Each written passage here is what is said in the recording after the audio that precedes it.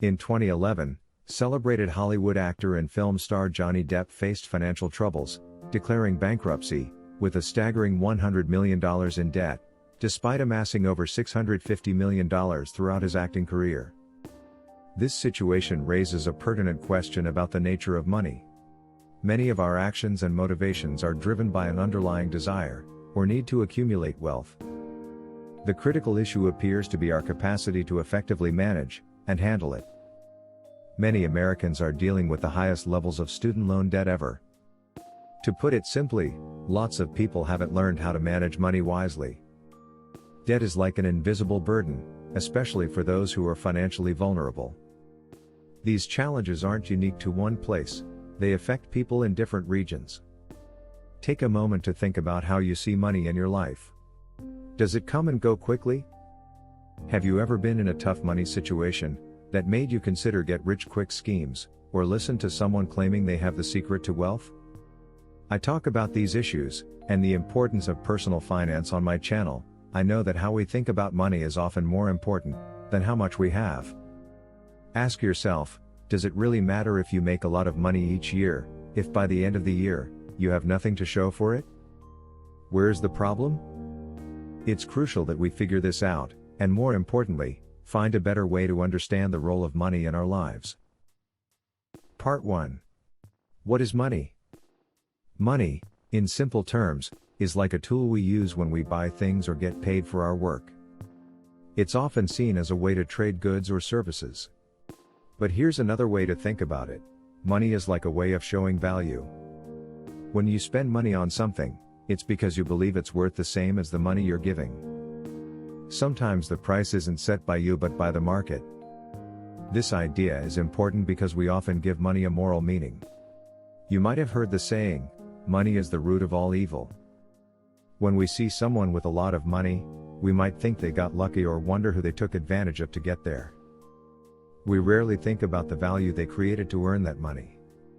Understanding that money is just a way of showing value helps us see that money itself isn't necessarily bad, and having it doesn't make a person bad. While there are scammers who may try to sell things that aren't valuable, that reflects their morals more than anything else. Money simply gives you options, and what you choose to do with it depends on your own values. Now, knowing money is about value, what's next? How does this help someone struggling with paycheck to paycheck, living or drowning in credit card debt? Just knowing that money equals value doesn't change much. It might change how you see money, but what's really important is understanding your relationship with money. How do you view and handle it in your life? Part 2. Production versus consumption. Money comes into your life and leaves, showing the relationship between your income and expenses. Another way to understand this is through your production. Earning money versus your consumption, spending money. Typically, money enters your life when you've produced value, often through labor or a job. It leaves when you've consumed something, like a Netflix subscription or a new car. Net worth can reflect how well you balance consumption and production. Now, think about your own finances. How much of the money that has come into your life do you still possess, or have you invested? So, consider whether improvements are required in the consumption or production aspects of your relationship with money.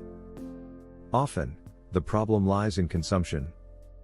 For example, a study found that 78% of American workers were living paycheck to paycheck, even among those earning $100,000 or more a year. This suggests that fixing consumption habits is crucial. Even if you earn a high income, spending it all can be a problem, as seen with wealthy celebrities who faced bankruptcy. So, it's important to address consumption issues before focusing on production. Part 3. The Money Trap. The money trap explores the concept of the rat race, which is like an endless and often pointless pursuit. Some people use this term to criticize traditional 9-to-5 jobs and sell programs or books. However, this overlooks those who are content with their jobs or have different aspirations. The real rat race is living on the financial edge, always one paycheck away from being broke. Unexpected events like job loss or health issues can throw finances into turmoil, creating mental strain. The solution lies in drawing awareness to your relationship with money.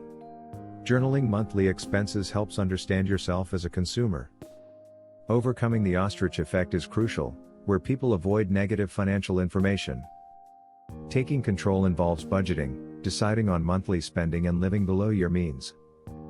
Before investing, building an emergency fund, holding 3 to 6 months' worth of expenses, is common in personal finance. Living below your means counters cognitive biases, like hyperbolic discounting, and social proof, where short-term rewards and societal pressures affect financial decisions. The phrase "keeping up with the Joneses" reflects the consumption problem, driven by a desire for social approval.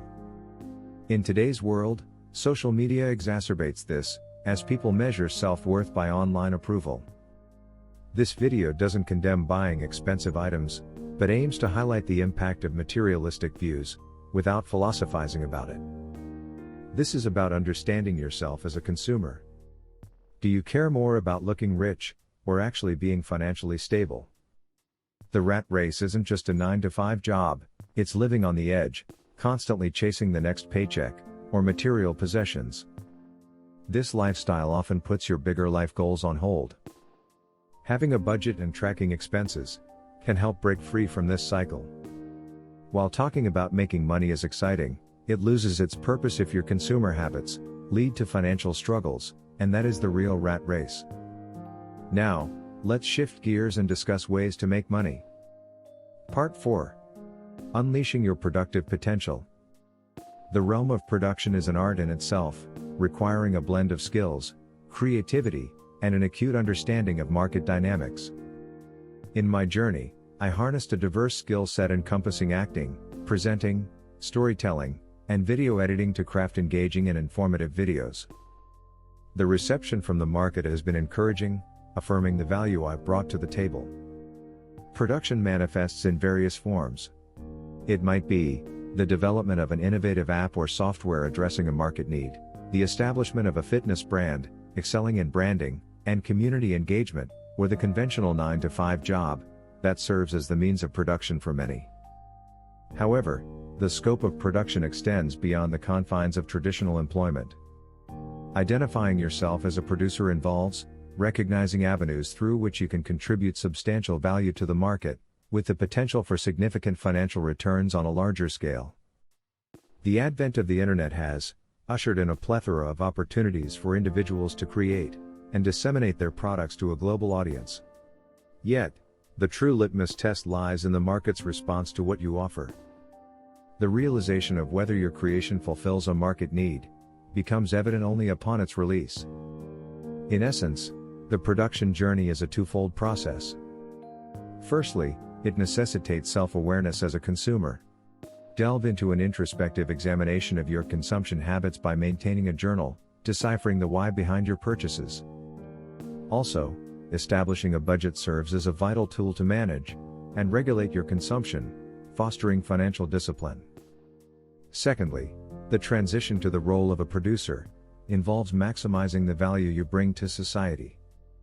This can manifest through traditional employment, entrepreneurship, or any other avenue of production.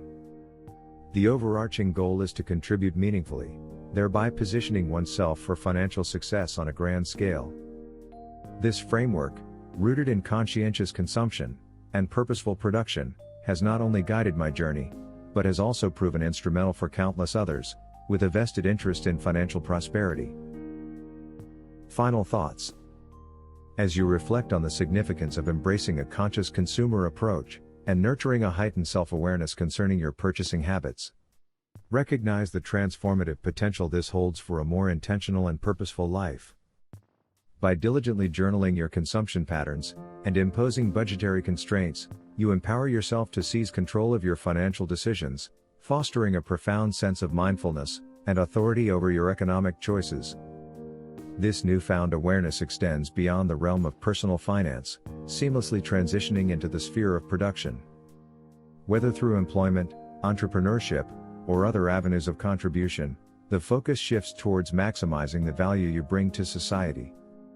Embracing this holistic framework, centered on mindful consumption and purposeful production, not only proves advantageous for your personal financial growth, but also stands as a guiding principle for individuals like yourself, navigating a journey marked by meaning and impact. As you celebrate your own milestones and successes, may this conscious approach continue to serve as a steadfast companion on your quest for a purpose-driven and fulfilling life. Thank you for watching Personal Finance Insights. We hope you found our videos informative and valuable in your financial journey. Don't forget to subscribe and hit the notification bell to stay updated on our latest videos. And as always, if you have any questions or comments, feel free to leave them in the comments section below. Thank you for being a part of our community, and we look forward to helping you make sense of your money.